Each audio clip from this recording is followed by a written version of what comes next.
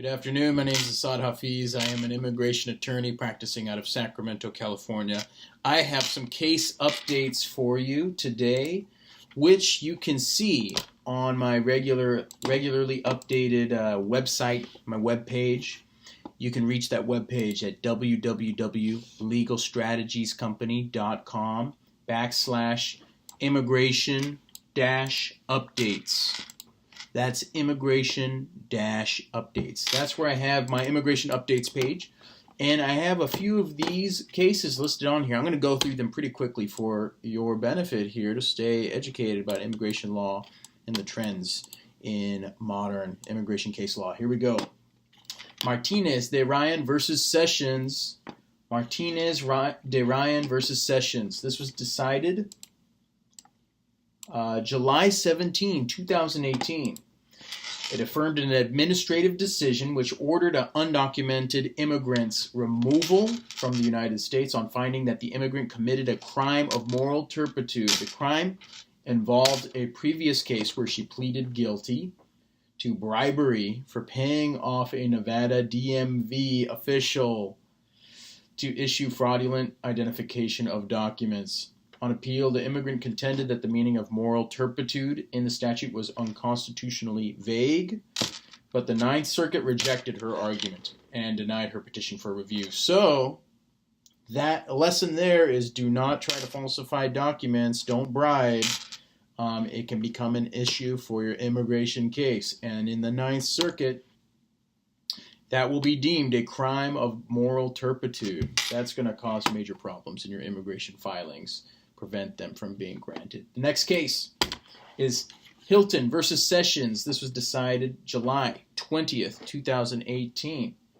It vacated an administrative decision ordering an undocumented immigrant removed from the U.S. The Board of Immigration Appeals had found that the immigrant was ineligible for cancellation of removal, a special form of relief that exists in immigration court, because his state conviction for sale of marijuana in the third degree constituted an aggravated felony under the INA.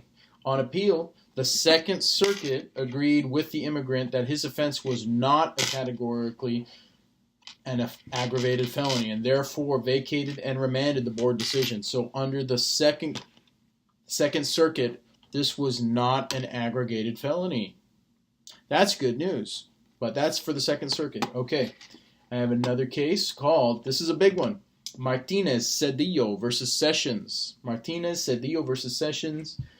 This was published July 23, 2018.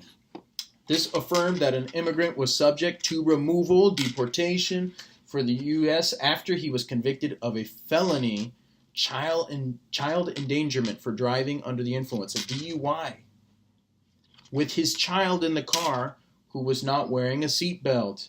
The man, a longtime lawful permanent resident, a green card holder, argued that he was not subject to removal or deportation because he was not guilty of child neglect or abandonment within the meaning of the relevant immigration statute. However, the Ninth Circuit disagreed, deferring to the Board of Immigration Appeals, the BIA, interpretation of the statute, and in a 2-1 decision affirmed the denial of his petition for review. What does that mean? That means do not get into DUIs, and if you do, don't have your child in there, because the immigration authorities can interpret that as child endangerment, which is one of several crimes that will not be forgiven. It will become a problem. It will initiate a ground of removal. So that is in the Ninth Circuit where I practice. So these are some big cases. I have one more here. Martinez Perez versus Sessions. Martinez Perez versus Sessions. This is in the First Circuit, and it was July 24, 2018. It affirmed the denial of an asylum claim in a case where an immigrant claimed mistreatment in Honduras because of her Afro-Honduran race and physical disability caused by polio. The Board of Immigration Appeals rejected her asylum application upon finding the harassment she endured in Honduras did not rise to the level of persecution. Agreeing with the board's assessment, the First Circuit denied her petition for judicial review. So when seeking asylum, you got to make sure that the conduct, or if you use an immigration attorney like myself, my job is to make sure that the activity amounts to persecution on account of one of the 5 categories. Could be that you're part of a particular social group, maybe the disabled in your home country, and the activity that happens, the activity that occurs must amount to persecution.